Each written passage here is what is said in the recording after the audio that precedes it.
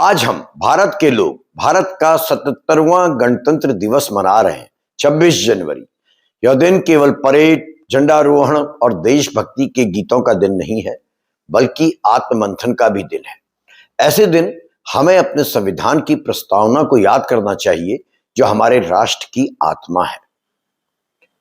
हम भारत के लोग भारत को एक संपूर्ण प्रभुत्व, समाजवादी, पंथ निरपेक्ष, लोकतंत्रात्मक गणराज्य बनाने के लिए तथा उसके समस्त नागरिकों को सामाजिक, आर्थिक और राजनीतिक न्याय, विचार, अभिव्यक्ति, विश्वास, धर्म और उपासना की स्वतंत्रता, प्रतिष्ठा और अवसर की समता प्राप्त कराने के लिए तथा उन सब में व्यक्ति की गरिमा और राष्ट्र की एकता और अखंडता सुनिश्चित करने वाली बंधुता बढ़ाने के लिए दृढ़ संकल्पित होकर इस संविधान को अंगीकृत, अधिनियमित और आत्मार्पित करते हैं।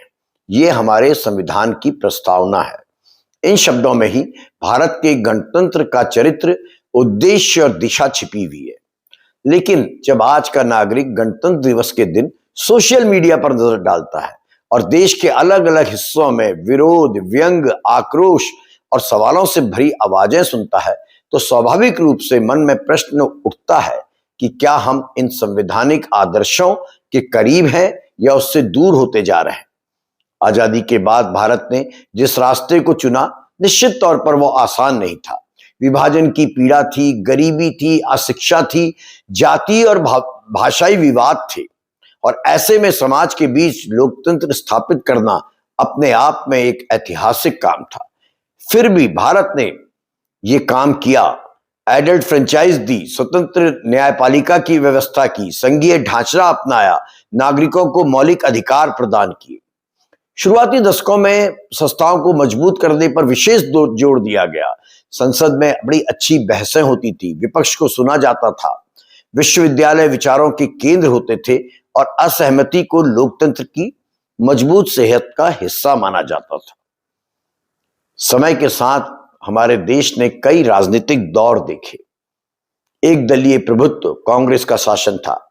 आपातकाल का घोर अंधेरा था। गठबंधन की राजनीति की अनिश्चितता देखी। आर्थिक उदारीकरण का नया युग देखा। 1991 के बाद अर्थव्यवस्था ने गति पकड़ी, निजी क्षेत्र मजबूत हुआ, मध्यम वर्ग का विकास होने लगा और इंटरनेशनल फोरम पर भारत की पहचान बनने लगी। लेकिन विकास की इस दौड़ के साथ एक महत्वपूर्ण प्रश्न भी उभरा। क्या आर्थिक प्रगति के साथ लोकतांत्रिक संस्थाएं भी प्रगति कर रही हैं?